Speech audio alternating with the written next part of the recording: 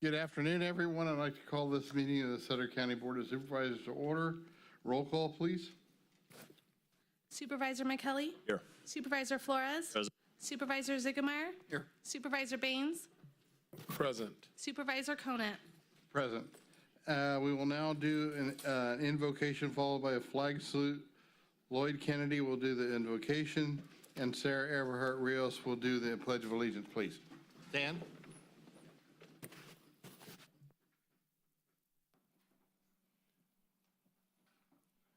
Father God, I thank you for this time and this opportunity that we as a free people can come together in unification to discuss and rectify agreements and disagreements. Father, we thank you for our great nation, and we ask that your guidance to be continued on in our leadership. Father, we thank you for each person here was able to come. Lord, we thank you for the work that you've done on the cross, and we thank you for the work that you're going to do on the cross.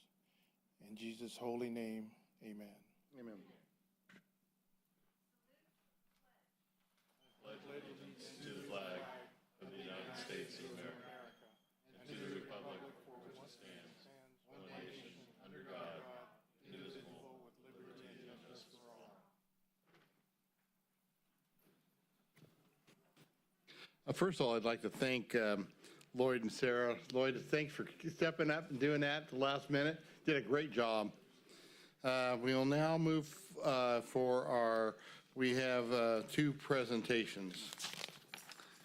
Can we have Sonia Pimentel please join the board up front with the Alliance for Hispanic Advancement for a presentation of a proclamation recognizing September 15th, 2024 through October 15th, 2024 as Hispanic Heritage Month in Sutter County. Thank you for coming. This is for the Alliance for Hispanic Advancement. Each year, the Hispanic Heritage Month is observed in the United States from September 15th to October 15th in honor of Hispanic Heritage Month. Sutter County Board of Supervisors recognize the Alliances for Hispanic Advancement and their commitment to the mission of improving quality of life for all people of Hispanic heritage in Sutter and the surrounding counties. And the Alliance for Hispanic Advancement continues to acknowledgement of their mission throughout the community involvement, education, enhancement, and economic promotion. The Sutter County Board of Supervisors, Sutter County Board of Supervisors do hereby acknowledge the advancement, milestone, and accomplishments of the Hispanic Alliance advancement has continued to make for Hispanic population in Sutter County. Would you like to say a few words? Thank you very much. I would just like to say that it takes a lot of support from the community and surrounding communities to keep this going. It's been going for over 30 years, and we plan on being here longer and doing what we can to help the Hispanic community and others. Thank you. Thank you.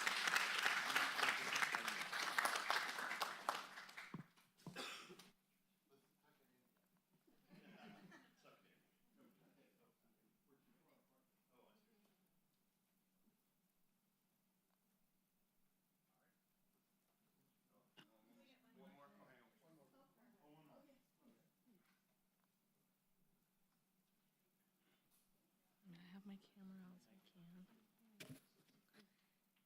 Can we have Rick Bingham, Assistant Director, Sutter County Health and Human Services, please join the board up front for a presentation of a proclamation recognizing September 8th through the 14th, 2024 as National Suicide Prevention Week in Sutter County.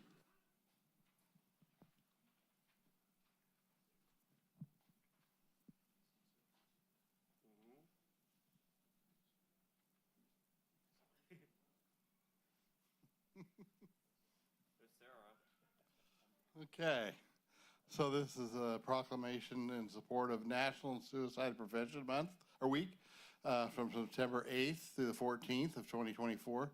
National Suicide Prevention Week is a time of which individual organizations and communities around the country join their voices to increase the message that suicide can be prevented. The attitude and participation about behavioral health changes and the suicides that have significantly impacted on individuals' wellness to reach out for support and services that can alleviate distress. Acknowledging the signs of suicide, talking with someone that may be thinking about suicide and approaching out to the local resources are steps that everyone can take to care for themselves and others. All Californians are urged to play a role in suicide prevention and promotion of mental health and wellness, that we strive towards zero suicides. Sutter County Board of Supervisors do hereby proclaim the week of September 8th through the 14th as Suicide Prevention Week, and the date of September 10th, 2024 as World Suicide Prevention Day. Thank you. Thank you, supervisors. We kicked off this week of suicide prevention with a Bridging Hope event where we had many members of the community gather together, and we walked across the 10th Street Bridge and back the 5th Street Bridge, and the idea behind that was to just bring awareness to the community about the fact that suicide can happen. It is preventable. And we want to make sure that individuals understand that mental health treatment is available. So Lucy's just going to tell us real quick kind of about that event, how many folks we had, and preparations for next year. Hi everyone. So we had 301 people participate at our Bridging Hope event, which is actually more than last year. So we're super excited to see this event grow. We had 30 community agencies partner with us for our resource fair, and we're really excited to plan for next year's event. Thank you. The other thing that we've been working on is a suicide prevention plan, a community-wide suicide prevention plan. And we brought together many members of the community to work on this, and Carrie's been heading that up for us. We've got another meeting coming up on the 19th, so we'd like to see as many folks attend that as possible and help us in our suicide plan prevention efforts. And then the last thing I'll say is, again, this is treatable. It's a treatable condition.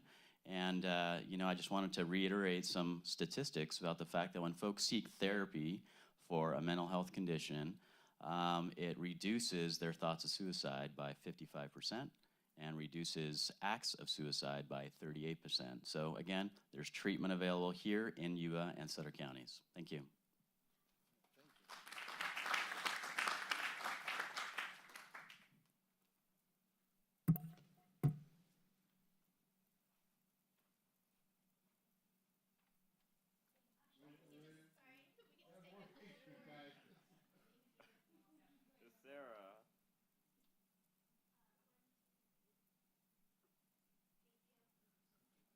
Sheriff Park, well, dear, Sheriff Park, right? Sheriff Park, yeah.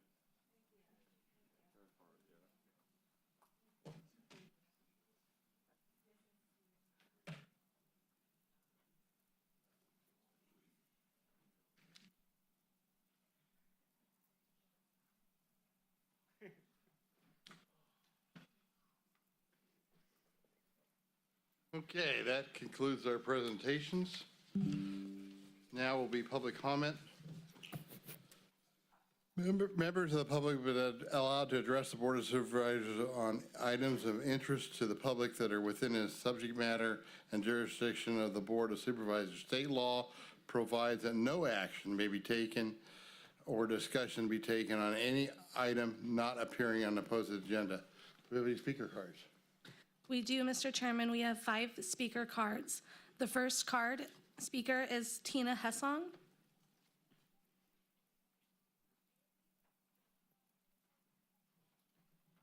In August, Facebook CEO Mark Zuckerberg voluntarily turned state's evidence and threw the Biden-Harris administration under the bus. He established the link under law between government pressure and platforms' actions, creating the risk of prosecution for officials under the Hatch Act. Anytime federal funds are received, it makes you subject to regulations of that act. This board is not immune because it accepted CTCL and HAVA funds. Indisputable evidence has proved that algorithms have been used in previous elections to ensure certain outcomes and subvert the will of the people. Unfortunately, our small community is not immune. According to the numbers team of New California State, Supervisor Ziegenmeyer, you ran unopposed, so your race was exempt.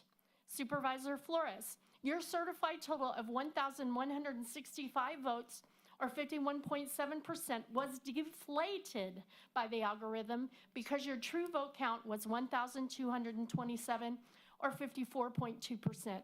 You won legitimately, but they were trying to steal the seat from you.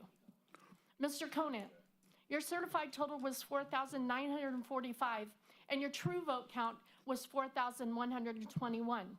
You did not win your seat. The algorithm inflated your numbers. It is suspected that fraud in your election was not to seat you, but to keep Sarb Tahara out. Supervisor Baines, your certified total was 5,396, and your true count was 4,497, meaning you would have won honestly. The narrow margin between D4 opponents of 187 was too close for comfort. The certified vote count was engineered by a technician to look like a random vote decided by the people. With early voting reconnaissance, the technician saw how close this election was and spun the algorithm to ensure a win. The glaring differences between the certified totals and the true count is an indication of ballot harvesting and ballot trafficking committed by mules to drop boxes that were sponsored by Zuckerberg and the CTCL. Supervisor Michelli, you won your election at the primary and no algorithms were used. The United States Constitution, the supreme law of this land, directs us to election day, not election season. Constituents, this is why they need 29 days before and 27 days after an election. These voting machines are not efficient and they're not cost effective. The electronic voting system is rigged and affected 3 out of 5 seats on this board. In November, vote only on election day and only vote in person. Thank you.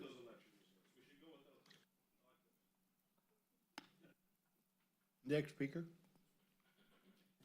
Our next public speaker is Tony Farley. Tony? Tony Farley, South City, South Sutter County. Matt Conan, the chairman, the community service, also the farmer. I found out he drives a little Toyota truck. I see inside a big King Ranch monster truck, not inside a Toyota truck. A big monster truck, King Ranch for you. Down floor, I see inside a Star Wars spaceship blaster. Yeah, the dark side. One room will beat the dark side any day. We're matched Lasso and Damascara. And Mike Ziegler, I see you inside Italian Maserati. And Carl Ben, see inside, again, Maserati, also Lamborghini tractor.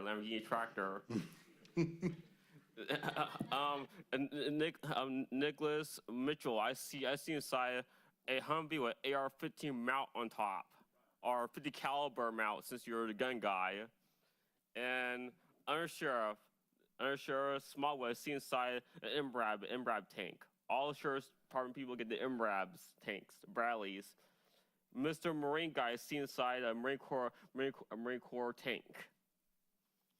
Mr. Captain guy, see inside a bank truck, a money truck. And farmer's lady, I see inside a farmer's truck.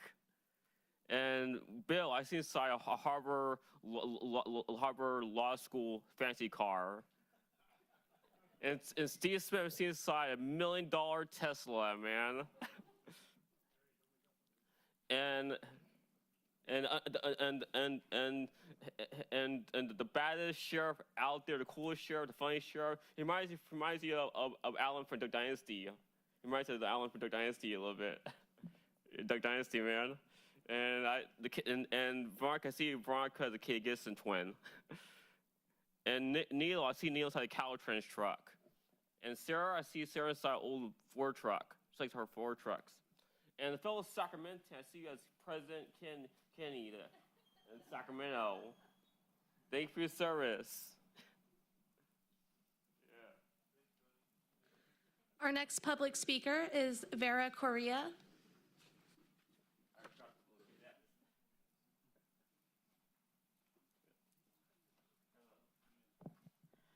Thank you, Mr. Chairman and the Board of Supervisors. My name is Vera Correa.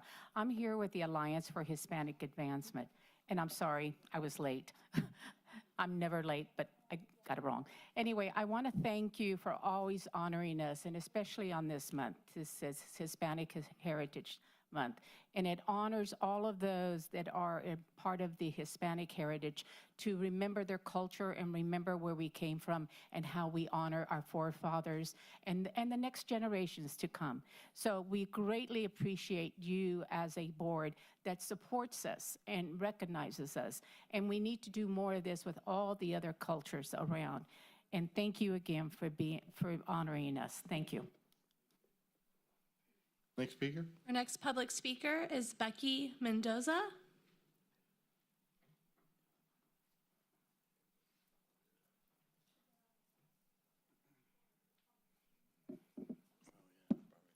Hi, board members. My name is Becky Mendoza. I was born and raised in Sutter County and now live in Live Oak out on Hedger Road. It's come to my attention that the new owners of the house at 5404 Pennington Road plan to convert this single-family residence into an alcohol rehab facility. Many of us in the community have spoken to board members and county departments, and I'm simply here today to publicly make the board aware of the situation and the members of the public as well. We are not okay with this coming into our community, not because we don't care about people getting sober or improving their lives or promote that, but because it's an inappropriate location for multiple reasons. So mainly due to, number one, lack of public transportation out in that area. It's on Pennington Road. There's no shoulder on that road, so if people are walking down that road, they're likely to be trespassing on adjacent properties and into farmland. It's also not safe for them. Number two, the possible emergency response time in case of a medical emergency. We know that these rehab facilities are detoxing people and they could, have a medical emergency, and the time it takes to get an ambulance to that location is quite a while. Also, the probability of increased calls to the sheriff's department for crime and other nuisance in the area. So I'd simply like to urge the board to task staff from various departments, including the Sheriff's Department, Development Services, HHS, anyone else that might be possibly affected by this, to look into this matter. Thank you. Thank you, Becky. Next speaker. Our next, our next public speaker is Sarah Pippett.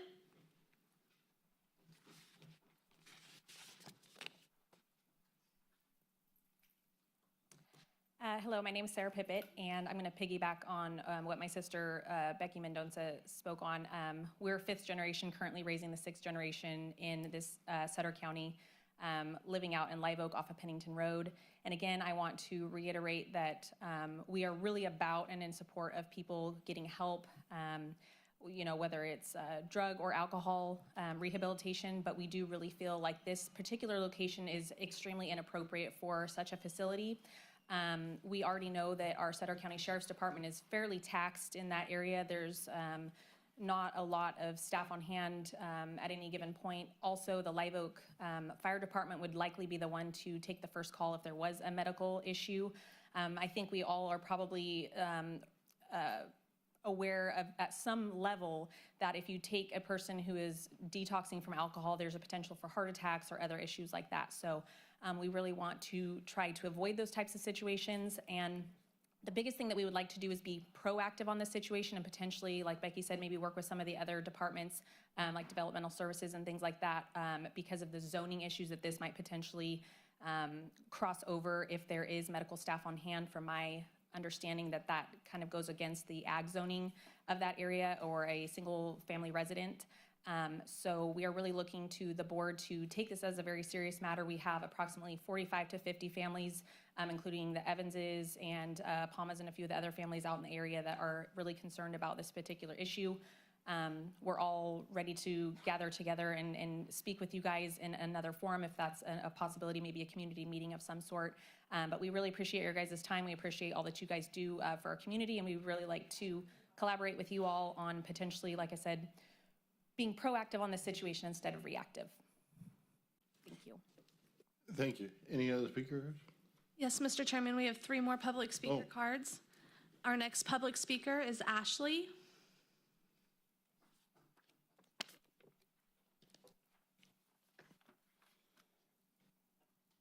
I'm here to express my strong opposition to the proposed opening of an alcohol rehabilitation center in the area near our homes and farming in rural Live Oak.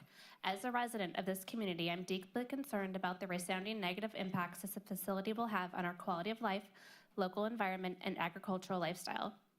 The introduction of an alcohol rehabilitation center in this area poses several significant risks and concerns.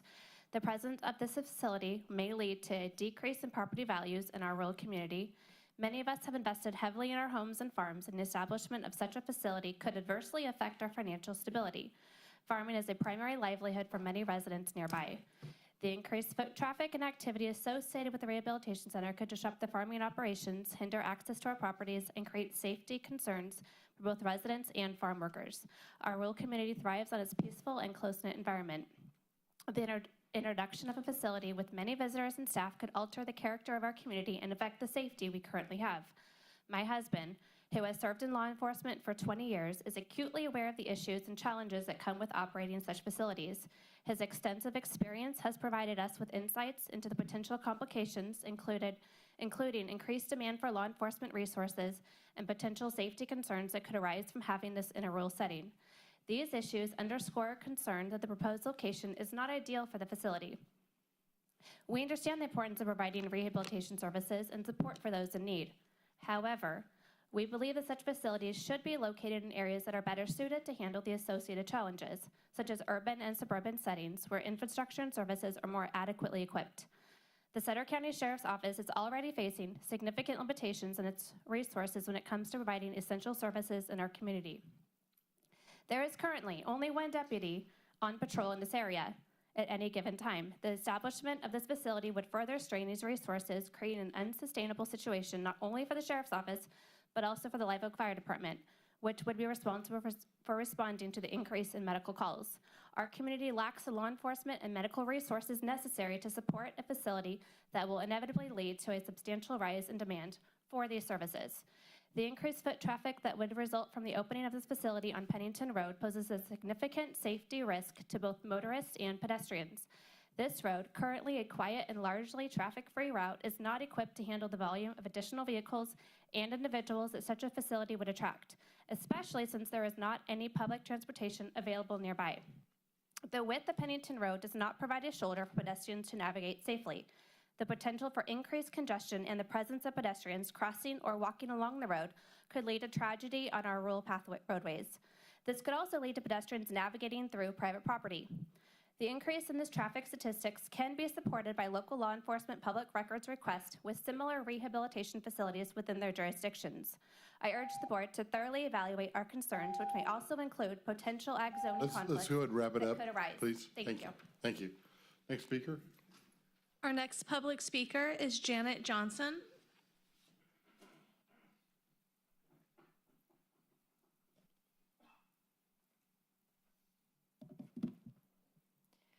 My name is Janet Johnson. I'm a Sutter County resident, and I've been here almost all my life, which is well over 75 years. I was here once before. I came to do something else today, but I guess we're not doing that. I want to address, I was here before about the bike path over on Tharp Road, which my name was given to someone. I can't remember who it was. They never did get back to me on that. It's unsafe. There is no bicycle path going south on that road. And I won't belabor on that. I've got a few other things I want to say.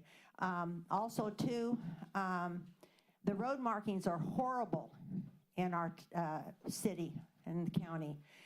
When you come up to stop signs, stoplights, you can't even tell which way you're supposed to go.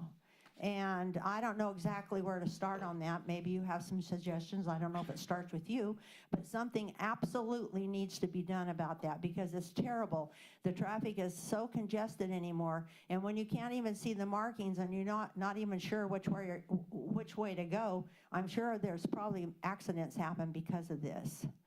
And then the other thing I'd like to discuss today is a pet peeve. It's about pets. It's about dogs. I've already gone to the health department. People nowadays, it's lawlessness.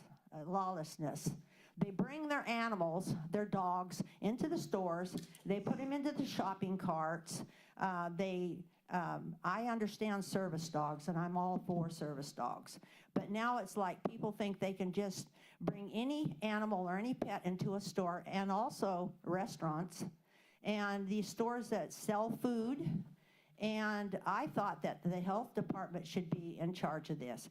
But it's like a lot of things in government. When I went to the health department, they told me that OSHA takes care of it.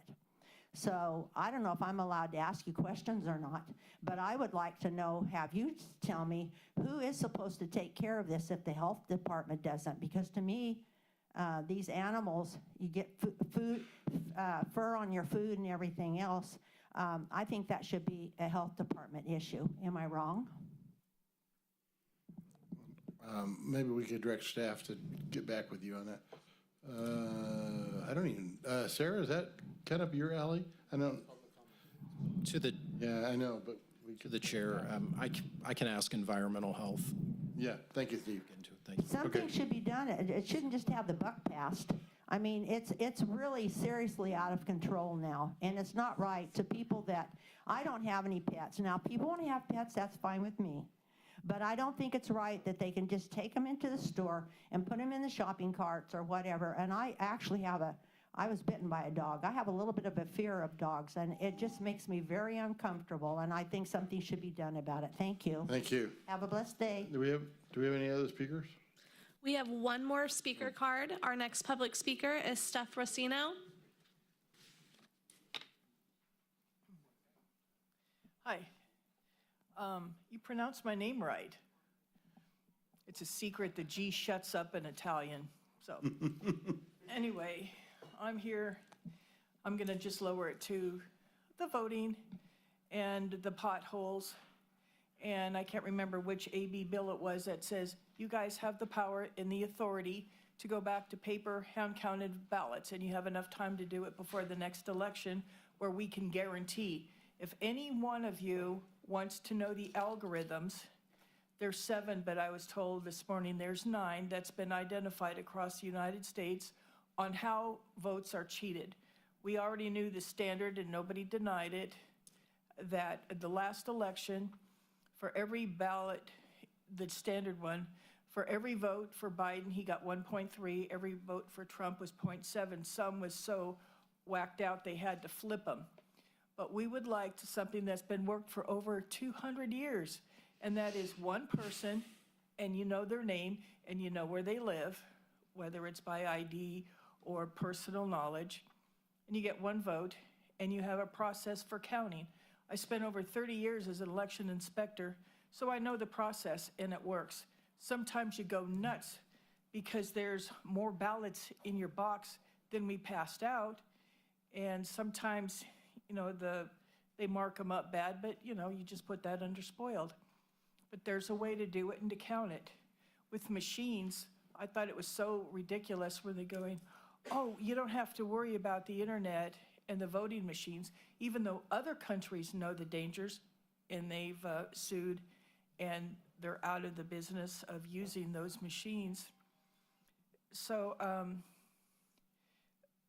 anyway, a process for counting. We know that Wi-Fi goes everywhere. So if you tell me that they're in a special room where they count, it's like, are you freaking kidding me? I'm not in kindergarten, and I don't believe adults.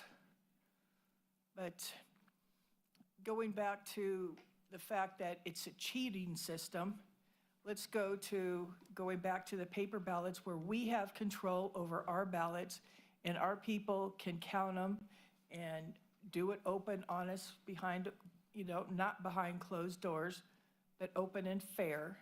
That's one. But the other, I'm still going to harp on just under $1 million is the difference between paper ballots at $1.85 versus machine ballots at $19.50. How many potholes can $1 million fix? How many people in here are different agencies? How many extra staff or supplies would that buy? Law enforcement, I'm kind of tired of not getting any help with law enforcement. They don't do anything most of the time because there's not enough staff. And what is it, 130,000 with everything together to hire a new officer? That could buy us, 9 officers? That might make a big difference, and I hope it would make criminals think twice before they apply their trades to innocent people. Well, anyway, that was my main thing. Money is going to be tight. This morning, the Legislative Analyst's Office came out with their report. $8.5 billion went out last month, but nobody knows where it went. Geez, how many of you trust the government, especially the state, to tell you or fully disclose what they did with our money? Tell me, does $8.5 billion, will that make a difference in our county? Shoot, I think our potholes would be filled with gold with that. But, and children? Thank you. Any others? That's it. Okay. Moving on from public comment to. Through the chair. Yeah. So for those of you here today that haven't been to a meeting before, we can't speak about stuff that's not on the agenda. We'd love to talk about it.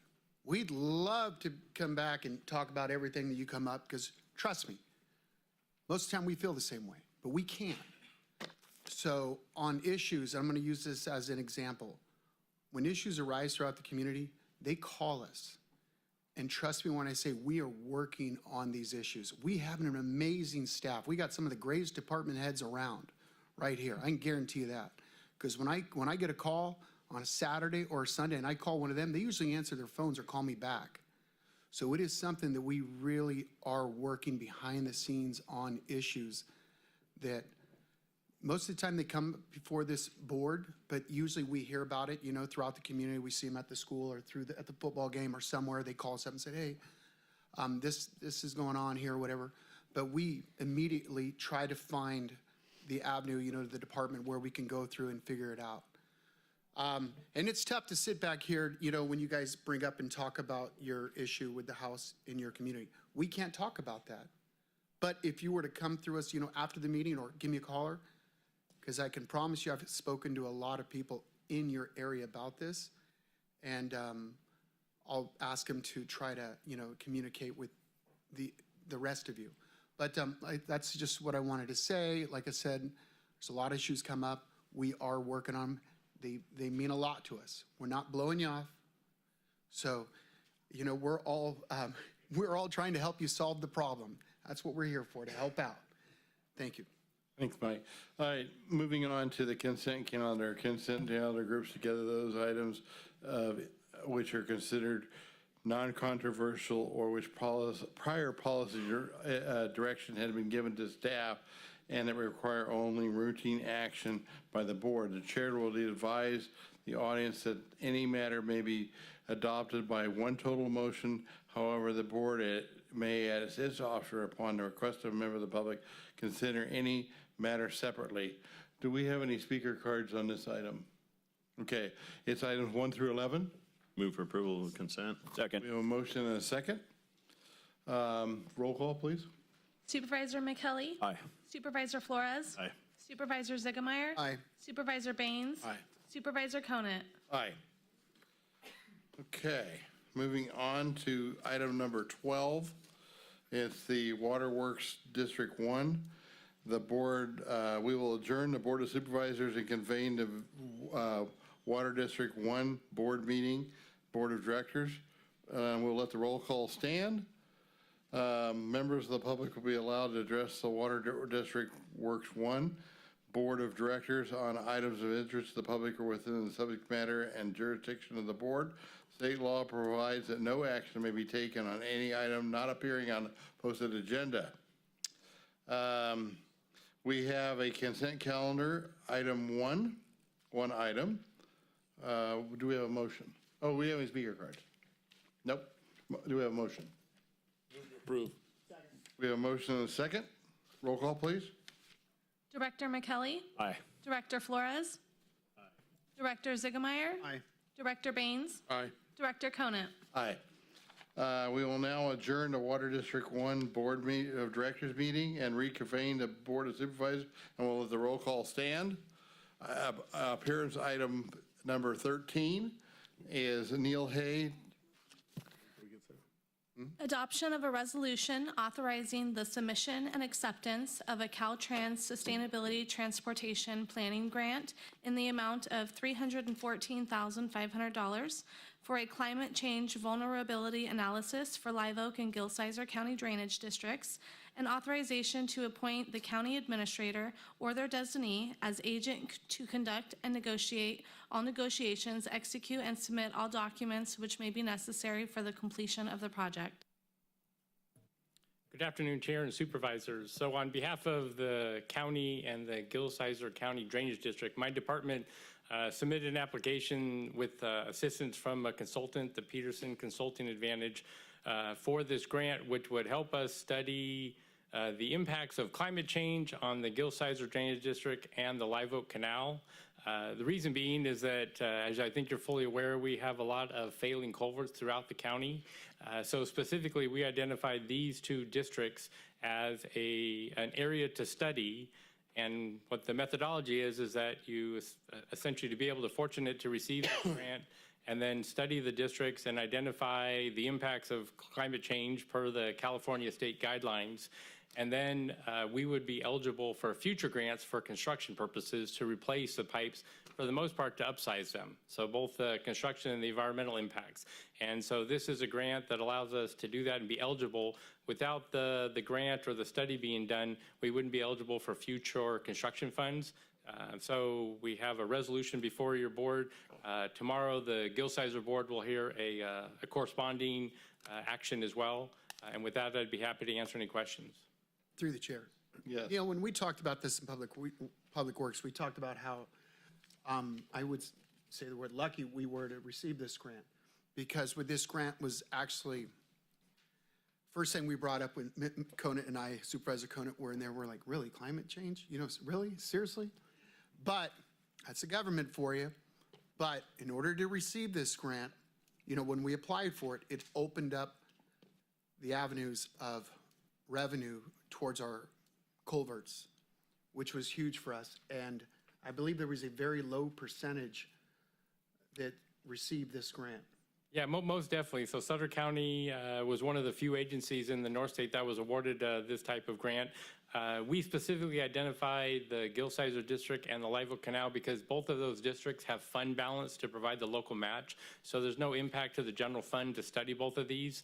We realize, you know, there is a number of other pipes and culverts throughout the rest of the county, but this essentially would be, we'll say, kind of a model and kind of a starting an initiative to kind of developing a procedure going forward.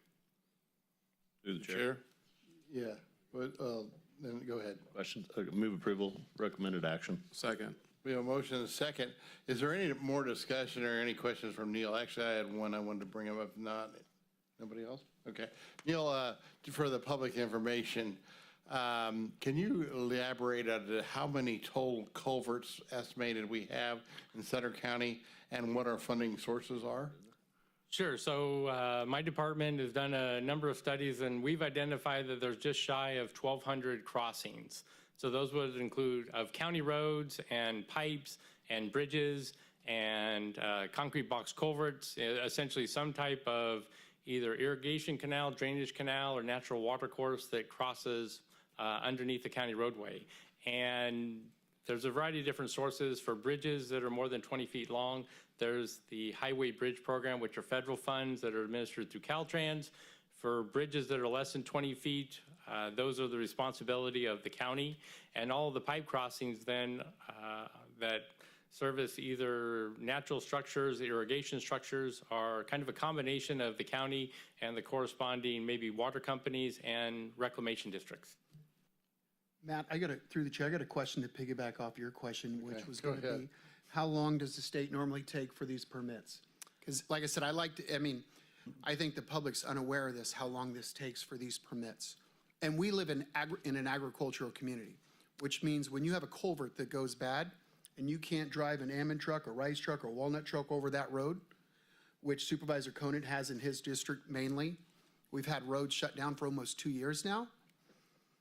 So we are, what unfortunately happens is that most of the water courses in Sutter County are associated with, we'll say, ag purposes. And so there's typically cattails as a vegetation, and that is a telltale sign of the giant garter snake. If there's giant garter snake habitat, it requires certainly state permits. And then if you damage the habitat, you also have to pay mitigation to a giant garter snake farm, essentially for the impact that'll be caused through construction. Those are all California requirements. We're averaging easily 2 years, 24 months for an environmental permit on any type of crossing. On the federal aid bridge projects, we have 6 that are in process. We have a number of them that were started in 2017, and they've all been held up on environmental issues, both federal and state.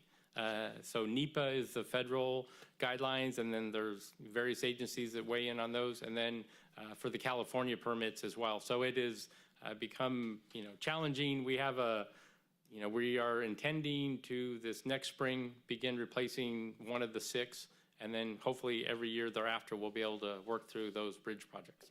Yeah, through the chair. Oh, sorry. No, I was going to say, you can tell that I'm not a huge fan of the state.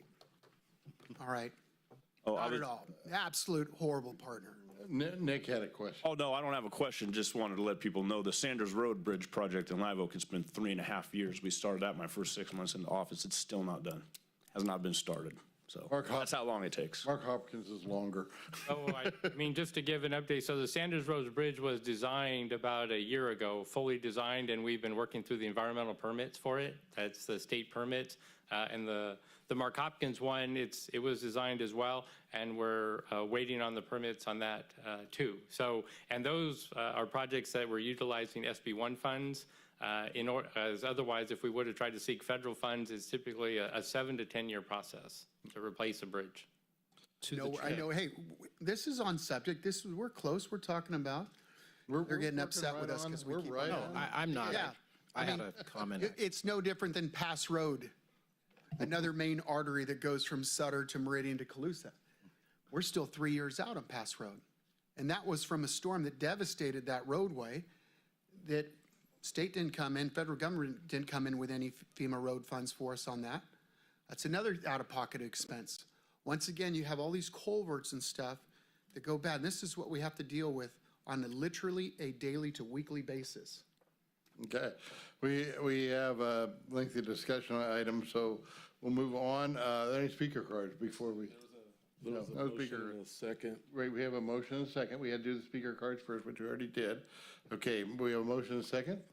Supervisor McKelly? Aye. Supervisor Flores? Aye. Supervisor Ziegemeier? Supervisor Baines? Aye.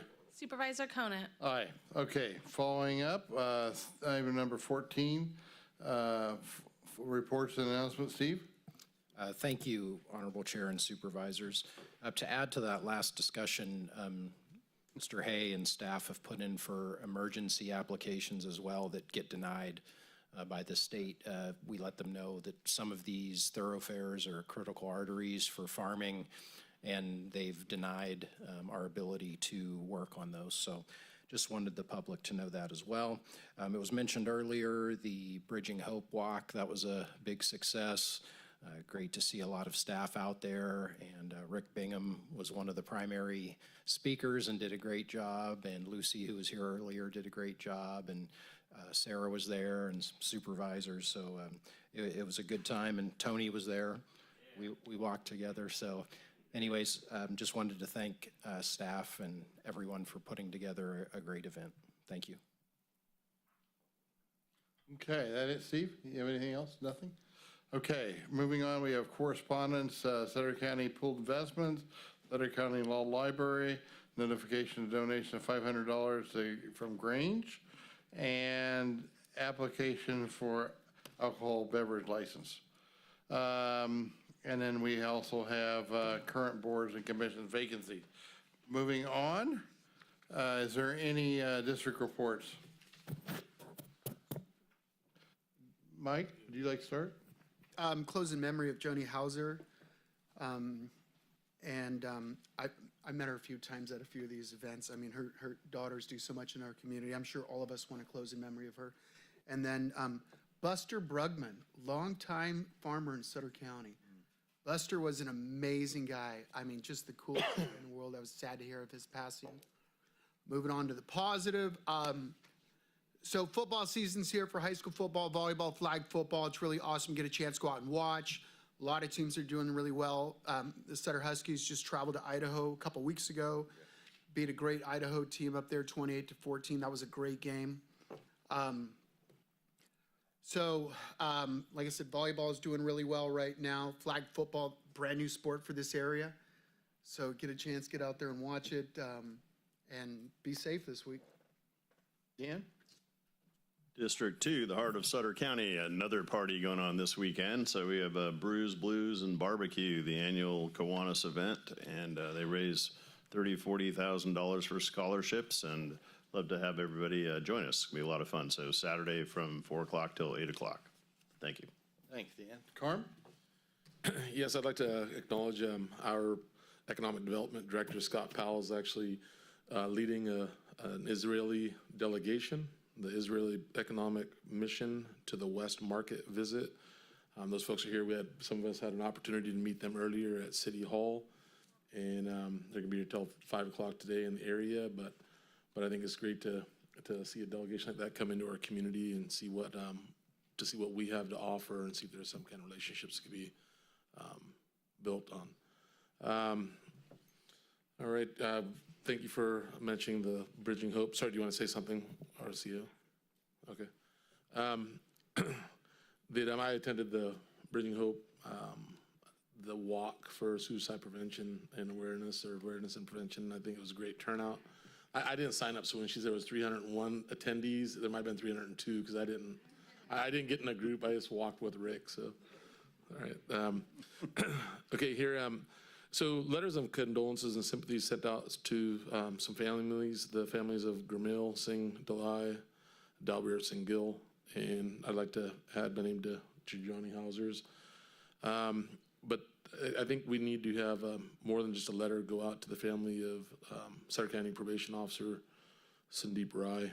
If there is something that can be done by the county to recognize her 17 years of service, whether it's at the probation department or purchase a brick at the museum. I mean, it's just something that we could please do for her. It'd be greatly appreciated. Thank you. Nick?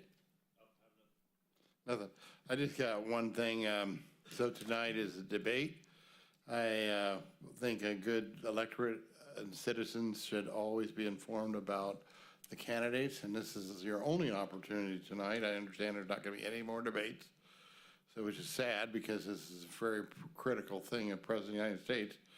We're going to have one debate, so when you go home tonight, try to watch or listen to that. I understand it'll be on the radio as well. This debate and see and get educated about the candidates. And that was, I didn't have any closing memory of anybody. So we need a motion now to the chair. Oh, Carm? Thank you. Thank you, Supervisor Baines, for bringing up Sandeep Rai. I should have as well. I'm usually trying to think of good things to talk about, and this is a terrible thing for the county. But yeah, Deputy Chief Probation Officer Sandeep Rai, I'd gotten to know her a bit, maybe, 10 years ago or so, when I was helping out over at the probation department. Consummate professional, just very hard worker, smart, survived by a young son and husband, and it's just really terrible and hitting many of us hard, and especially the probation department, of course. It's a great loss for the community and for the department and for the county. So I did want to mention there is a funeral, a memorial service at Ulrey's in Yuba City on the 16th, I think from 11 to 1. And then for employees, we're going to have something at the Vets Hall, I think on the 30th. I forget the time of that. 11 o'clock at the 30th, on the 30th. So I just wanted to mention that, both the one for anyone who knew her and then for the employees as well. So just a tragic loss. Thank you. And I guess I got one thing to add, and then we'll ask for a motion. Tennyson Myers is, I gotta make this print bigger. This is on my phone, so there's. It was great sadness that Yuba Sutter Behavioral Health shares news of the sudden passing of a cherished member of our team. On August 3rd, 2024, Tennyson Myers passed away. Tennyson served as a work for Sutter County as an extra hire mental health worker on a psychiatric health facility in January 2012 and promoted a full-time mental health worker in 2019 November. Tennyson exhibited personal integrity and strong work with other dependents and professionals of all types. Throughout these, Tracy built were strong relationships with peers and touched the lives of countless members of the Sutter Yuba counties residents that served as his duty as a mental health worker. You know, these people that help people that have, you know, on the worst part days of their lives have great, horrible jobs at times that are so hard to do. And Tennyson apparently is one of those people. I didn't personally know him, but anyway, I like the meeting closed in memory of him as well. So we don't have a motion yet, do we? Move to approve. Second. A motion and a second. All in favor? Aye. Aye. Well, okay, we'll do that one. Anybody opposed? Seeing none, motion passed unanimously. We will now go into closed session. And We have three closed sessions scheduled for today. The first one is conference with labor negotiators Gina Rowland and Veronica Baumgartner, Sutter County Peace Officers Association, pursuant to Government Code Section 54957.6. The second closed session is conference with legal counsel, anticipated litigation, significant exposure to litigation, one potential case, pursuant to Government Code Section 54956.9, subsection D, subsection 2. The third closed session is evaluation of public employee, position title County Administrator, pursuant to Government Code Section 54957, subsection B.